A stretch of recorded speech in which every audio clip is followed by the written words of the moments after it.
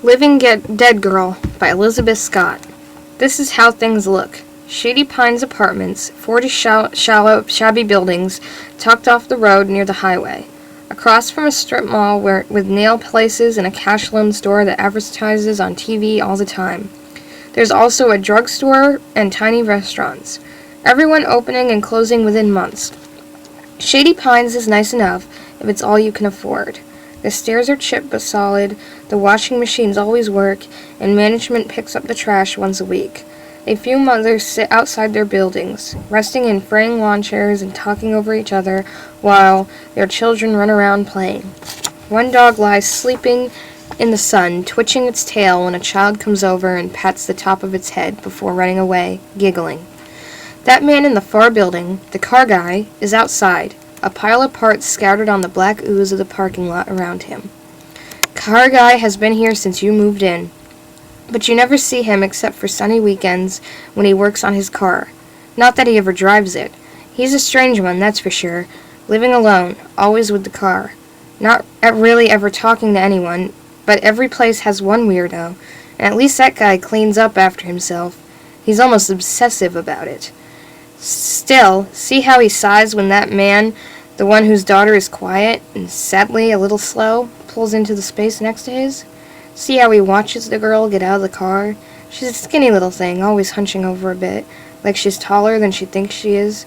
Homeschooled, of course, because of how she is, or so someone once told you when you were getting the mail.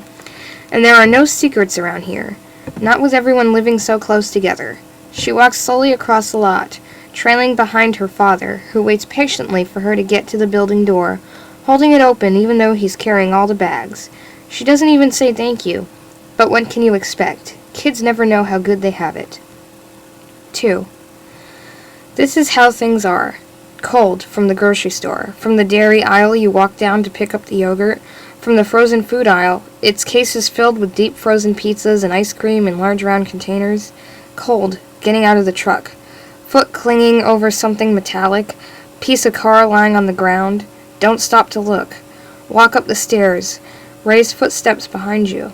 Listen to him pause, smiling at one open apartment door. The Indian family on the second floor, always children running in and out. Sometimes their TV turned up so loud at the night, Ray has to go down there and knock on the door. Say, please turn it down. Thank you so much.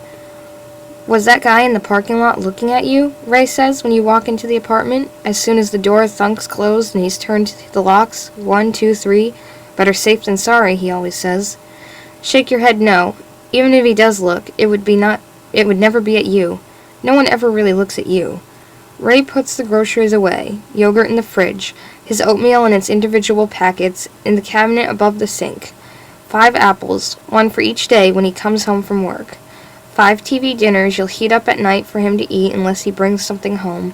He comes over to the sofa, holds out a glass of water so cold the sides are frosty, ice cubes clinking inside.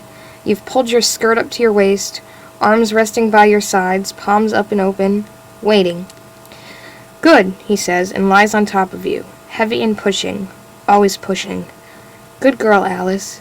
Afterward, he will give you the water and a container of yogurt. He will sit with one hand curled around your knee. You will watch TV together.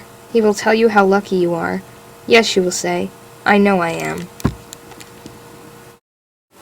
3. Once upon a time, I did not live in Shady Pines. Once upon a time, my name was not Alice. Once upon a time, I didn't know how lucky I was. 4. I eat 14 chocolate hazelnut candies, round and wrapped in silver foil that crackles when I snap it open. I also eat 6 cookies, long, brittle tubes filled with chocolate, 1 puffy, cheesy thing that tastes old, all grease and bitterness, and 2 mints before a woman in a sky blue shirt comes out and calls my name. The woman I'm sitting with, all older, all reading magazines that promise quick dinners and happier children, look revealed.